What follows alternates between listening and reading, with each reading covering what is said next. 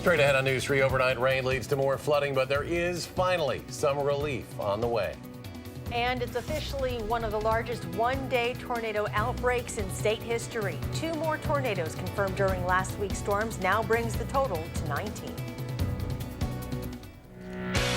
This is News 3 at 10. Thanks for joining us tonight. Unneeded overnight rain is once again prompting flooding in parts of southern Wisconsin. Richland County is still waiting for more water to come down the rivers there, hoping it won't reach as high as last week. Amy Reed joins us now from Richland Center to show us how it's looking. Amy? Yeah, down at the river, water hasn't gotten quite as high as the county was expecting. Even still, flooding is causing problems throughout the town, and they said that this is a problem that just keeps coming back. In southwest Wisconsin, we've got beautiful valleys, and we've got some just tremendous scenery. We've got some awesome trout fishing, and we've got, just some beautiful areas, but we flood. We flood constantly. In Richland Center, the flood never seems to stop. Miserable, not any good. It's sad to see it keep happening, and it seems like it just keeps getting worse and worse. 3 years in a row, 13 times since the 90s. It comes almost as often as the county fair. This year, it's trying to take its place. It means a lot. As you can see, we've struggled with the floods and stuff for the last 3 years on and off, and this year it's been pretty rough. What you're looking at right here is Pine River coming through Richland Center. Darren Gudgeon is in charge of emergency management for Richland County. This is far from his first flood here. It's his 6th. Each time gets a little more frustrating because of what his county is working without. And I get asked all the time, when is the river going to crest? And to be honest, it's a complete guessing game. The Pine River has no river gauges, no way for the county to monitor its behavior. So yeah, it's a guessing game, albeit one his team has gotten pretty good at playing. But they have tough competition. It's nature, and Mother Nature bats last, so we just go with what she gives us. In this year's game, the fair would be the go-ahead, almost canceled from flooding again. The board won't let that happen. This year's fair will go on. Chalk it up to teamwork. You can make a couple calls and get about anything you need. For the people here, that's what makes this community beautiful. That's how we live in rural Wisconsin. That's how we make things happen, is neighbors helping neighbors. Quite a few people are out of their homes tonight. They're staying at the Red Cross shelter at the community center here in Richland Center, and that's open to anyone whose home is unlivable tonight. Back to you. Amy Reed reporting live from Richland County tonight. Amy, thank you. We are getting a closer look today at the damage caused by flooding across the county. Dane County Emergency Management telling us so far it totals more than $154 million. The estimate's broken into 3 areas: residential, private sector business, and the public sector. For residential damages, they say a total of 1,554 homes have been affected, 5 homes destroyed, 300 with major damage. More than 850 have minor damage. For businesses, Dane County Emergency Management says 17 businesses suffered major damage, 27 minor damage. 63 others were affected. The estimated dollar amount more than $37 million. In the public sector, there has been nearly $40 million spent clearing debris, emergency response, roadway repairs, diverting water, and damage to parks as well. We have all those numbers broken down on our website, channel3000.com. In Sauk County, flooding continues to be a serious issue. The Baraboo River in Reedsburg is expected to crest tonight or tomorrow morning, but it's already caused a lot of damage with the second round of rain this week. The most recent estimates show $5.7 million of damage in Sauk County and 207 homes affected. For anyone planning to drive through Reedsburg, officials say the Main Street Bridge will remain open until the water reaches the bottom of it. Local fire departments are heading north to help the flooding efforts in Sauk County. Maple Bluff Fire Department's Engine 1 left this morning as part of a strike team deployment. The team consists of engines from the Dane, Deerfield, McFarland, and Maple Bluff Fire Departments and a chief from the Middleton Fire District. In the western part of the state, even though it only rained about 1.5 inches last night, it was still enough to once again flood parts of Vernon County along the Kickapoo River. Officials in Lafarge say one of the most difficult parts of the ongoing flooding was not having power for 2 straight days. It's one of the many lessons learned from the flooding. As far as our end of it is looking at options of getting our electricity, our main equipment, out of the floodplain. you know, and relocate or flood-proof or something. The Public Works Director says the village is meeting with an outside firm next week to hear suggestions on how to keep it from happening again. Well, the one thing everybody wants and many need is a few days of dry weather. And after today's rain, it's looking like that will be the case for the next week or so. Chief Meteorologist Gary Canalti is in the Weather Center with our first alert forecast. Hi, Gary.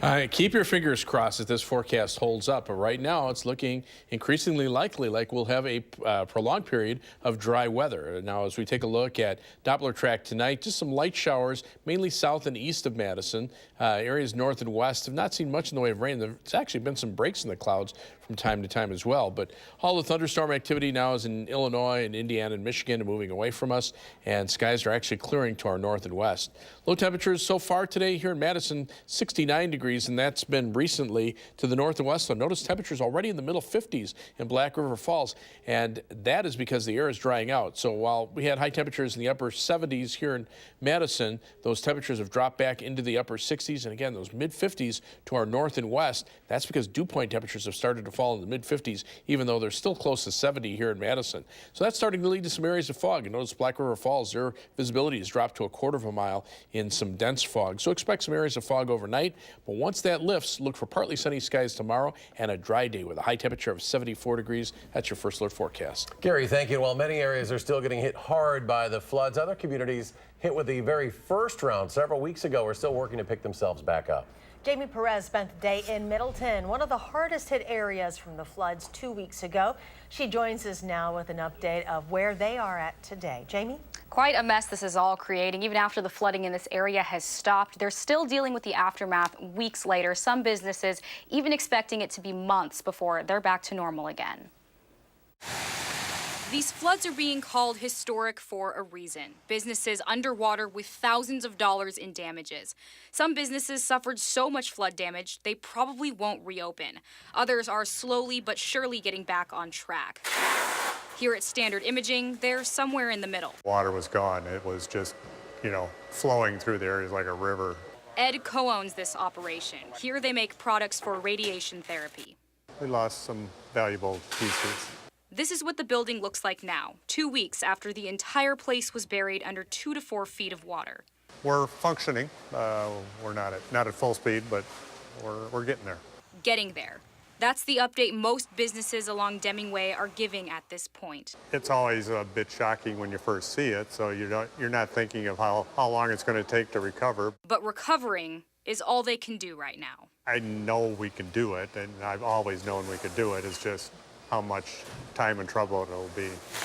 While we were there, they spent most of the time packaging salvaged items and shipping off what they could to customers, doing what they can with what they have left. The confidence is there, but it still tears at you just the same, so it's hard to feel good about it when you see the mess that it leaves.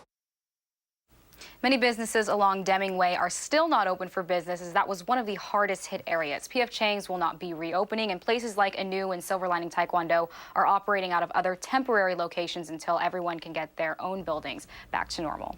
Wow. Jamie Perez in the News Center tonight. Jamie, thank you. Several school districts are delaying the start of the school year because of the weather. Montello schools, Marquette County, will now start next Monday, nearly a week after originally planned. They say while their buildings are dry, the routes to their schools are not. It's a little bit like preparing for a big, athletic contest and practicing, and then having that contest canceled. While officials still anticipate several road closures next week, they are putting children on smaller buses and setting up supervised transfer points to get kids to school safely and on time. Similar story in Reedsburg. They decided today to cancel classes for the rest of the week. Yesterday, the superintendent said students were sent home early on the advice of Sauk County Emergency Management. Classes will resume Monday the 10th.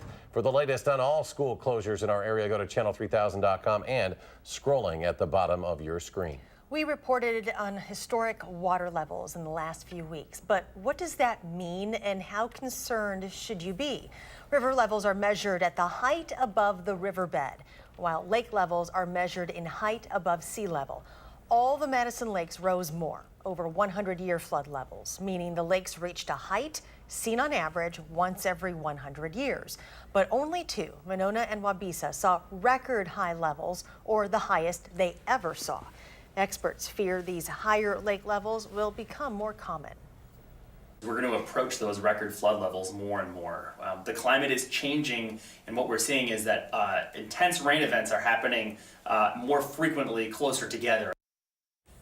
And with all of the phosphorus from recent flooding now in local waterways, experts with the Clean Lakes Alliance say next year could be one of the worst on record for algae blooms in Madison. If your plans depend on the weather, check out our Channel 3000 weather and traffic app, an accurate 12-hour and 10-day forecast, all for free. Just search Channel 3000 in your app store. In other weather news today, the National Weather Service says 2 more EF1 tornadoes were added to the list from the outbreak last Tuesday. Officials say they touched down in Fond du Lac and Sheboygan counties. That means the tornado count has now reached 19.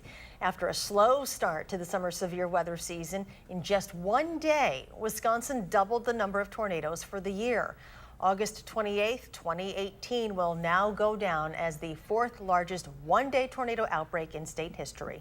Wisconsin averages 23 tornadoes per year. So far, 29 have been confirmed. New tonight at 10, the semi-truck driver who was accused of crashing his truck into a school bus filled with students this summer has pleaded not guilty to his charges. 42-year-old Wayne Murphy from Indianapolis was in court today. He's charged with 5 counts of injury by intoxicated use of a vehicle and 5 counts of second-degree reckless injury. This crash happened near DeForest on May 23rd. 20 people were hurt. Madison police say the officer involved in a shooting over the weekend has been with the department since 2002. Identified today as Officer Christina Hill, currently on administrative leave pending the investigation. On Saturday, she was responding to a disturbance call on Upham and North Streets. Police say a 35-year-old man pulled a knife, made threats. He was taken to the hospital with what is believed to be a non-life-threatening wound. Still ahead at 10, a popular restaurant in Evansville celebrating its grand reopening tonight after a devastating fire. And one of the businesses destroyed in the Sun Prairie explosion plans its reopening. We'll have an update next on News 3 at 10.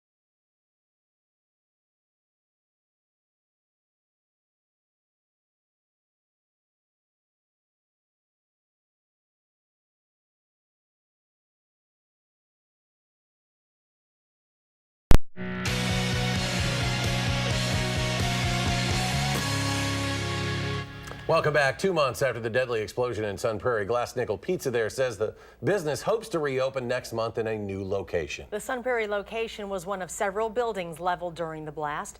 In a Facebook post, the restaurant says it will be back in business in early October at 815 West Main Street. Now, according to the comments, the location will be temporary as the owner works to rebuild and reopen in its former location in the next 2 years or less. A popular restaurant in Evansville is back in business after a fire destroyed its original location nearly 2 years ago. The Night Owl celebrated its grand reopening at its new location on Main Street today. In October of 2016, the restaurant and the three-story building it was located in were destroyed by a fire. Before that, the restaurant had been open for more than 2 decades. Noah's Ark extending its season. While the water park traditionally ends the season on Labor Day, it's extending it to include this weekend, the 8th and 9th, for an Oktoberfest themed celebration. According to a release, it'll be called Arktoberfest. During the event, 12 different local beers will be featured, as well as a German-themed food, an 18-piece German brass band. As many people know, allergies have been brutal lately. Doctors say it could have something to do with all this recent flooding. Allergy specialists tell us today we are experiencing an uptick in ragweed pollen. Experts say September is typically ragweed's peak. We're also seeing a high count of outdoor mold because of all of the rain and flooding this summer. They say it is important to take your shoes off, change your clothes, and take a shower before you go to bed so you're not tracking pollen into the house. Also, keep your doors and windows closed. Chief Meteorologist Gary Canolti joining us now. Some beautiful skies out there tonight, Gary. Maybe a hint of what's to come, I hope. Oh, boy, we need more of this. I took my dog Joe out for a walk this evening. Take a look at this picture. Red sky at night, sailor's delight. You actually saw some breaks in the cloud, a little bit of sunlight filtering on through with the rain showers. We need more of this kind of weather, and it looks like we'll have it over the next few days. The precipitation totals from the National Weather Service through early this morning over the last 3 weeks have just been incredible. 18 inches or more through the areas north of Wisconsin Dells, generally about anywhere from 8 to 12 inches of rain through much of the rest of southern Wisconsin. Normally, that's about a third of the amount of rain that we get in an entire year, and we got that in 3 weeks. And that doesn't count the rain that fell today. Now the last of those showers are starting to shift off to the east. There might be a couple of sprinkles overnight, but with time, things are starting to clear out and the air is starting to dry out to our north and west. That's why Doppler track isn't showing any precipitation to our north and west. The 6 to 10 day precipitation outlook, how about this? This is September 11th through the 15th. This is from the Climate Prediction Center. 50% chance or better of below normal precipitation right where it's needed, right through the central part of the Midwest. Above normal precipitation near the East Coast and the Gulf Coast. That's mainly from tropical weather systems, and a little better chance for above normal precipitation toward the U.S.-Canadian border. And even in the 8 to 14 day time period through September 19th, still below normal precipitation expected from southern Wisconsin southward. Temperatures, on the other hand, are expected to be above normal through much of the country except for southern Texas and the west coast. About a 70 to 80% chance of above normal temperatures in the 6 to 10 day period, and about a 60 to 70% chance of above normal temperatures all the way through September 19th. So that's a pretty long period of warm weather on the way. Live view from the Edgewater Skycam in downtown Madison. Skies are mostly cloudy. There have been a few sprinkles. High today 78 degrees, low temperature 69, and that is our current temperature right now, 69 degrees. Skies are mostly cloudy. Winds are out of the north at 3 miles per hour. Humidity at 96%, but as the dew point temperature drops, we'll see those actual temperatures drop as well. And you can see exactly what I'm talking about. The dew point temperatures are high here in southern Wisconsin. Those temperatures are close to 70. To the north and west, where the air is dried out, those temperatures have fallen into the 50s. And dew point temperatures, like I say, near 70 here in southern Wisconsin, are dropping into the 40s over northwestern parts of the state. That is much drier air that will really be nice for us. Out in the Atlantic Ocean, there's powerful Hurricane Florence. Now, that may move toward the east coast of the United States, perhaps sometime toward the earlier middle part of next week, and that could cause high pressure to form in the nation's midsection and keep our weather dry all the way through next week. So as these showers and storms go to the south and interact with what was left of Tropical Storm Gordon, it looks like the chances for dry weather here are increasing day by day. 55 for the overnight low temperature. Any showers ending, some fog forming overnight, but tomorrow's high 74 degrees with partly sunny skies. Future track takes the rest of the of the rain out of here by morning. Look for skies to turn partly sunny tomorrow with highs in the mid-70s. Tomorrow night, mostly clear. Low temperatures dropping to around 50 as the air really dries out, and then high temperatures back in the middle 70s for Friday. As we look at the 7 to 10-day forecast, boy, you don't see a forecast like this when you need it, but this is a great forecast. No rain expected, not only for the next 7 days, but almost the next 10-day period. The next chance of a shower or thunderstorm late Friday of next week, or maybe Saturday or Sunday of the following weekend. That would be great news. Please don't touch anything. I'll just leave it alone. Hands off. Thank you. Sure. Well, the Packers have dominated the Bears in recent years, but could that change Sunday night at Lambeau Field? The story coming up in sports.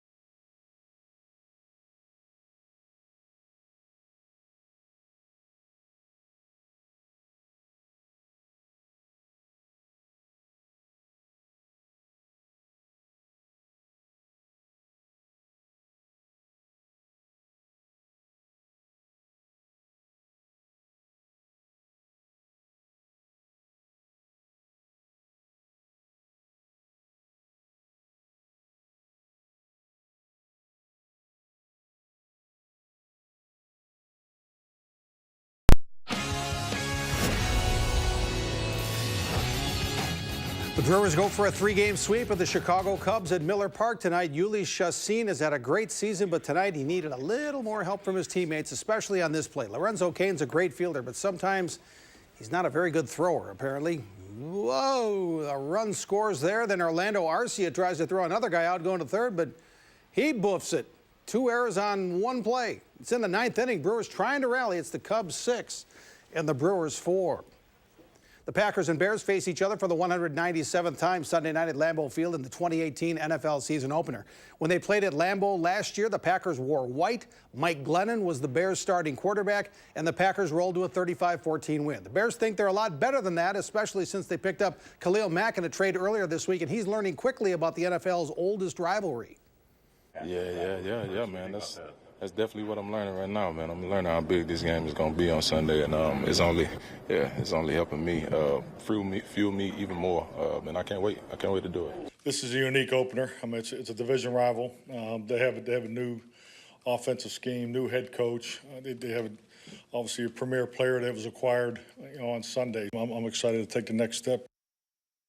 The Badger volleyball team is now ranked second in the nation, just behind Minnesota. Wisconsin heads to Texas this weekend to face Baylor Friday and North Texas Sunday.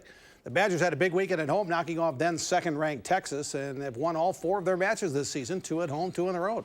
Now it's time to travel again, which can help bring a team together early in the season. One of the things about being on the road is you get to spend a lot of time together. It's a lot more of it is about volleyball without some of the distractions. I know I've had, playing the field house is awesome. We've had quite a few players that actually enjoy being on the road even more. And for some of them, I'm sure it's because they don't have to go to class, but. Sophomore safety Patrick Johnson has left the Badger football program. He missed the season opener with a head injury. This Saturday, the Badgers host New Mexico at 11 a.m. at Camp Randall. The first week is always a little challenging, but now they settle in for the long haul. And when you go 8 months without it, it's always a little weird. First game, there's just new stuff that you got to deal with, different pressures, a lot of stuff from the outside. But on Saturday, it all comes back to football, which is nice. It's the most exciting part. It's the most fun, and now we're in the groove. And Friday night, the Prep Mania High School Football Game of the Week returns with DeForest at Waunakee. Alan Minard, Bill Brophy, and I will be live on TVW and live streaming on channel3000.com with that Badger North rivalry, DeForest at Waunakee. And it's a final, Cubs 6, Brewers 4. We'll be right back.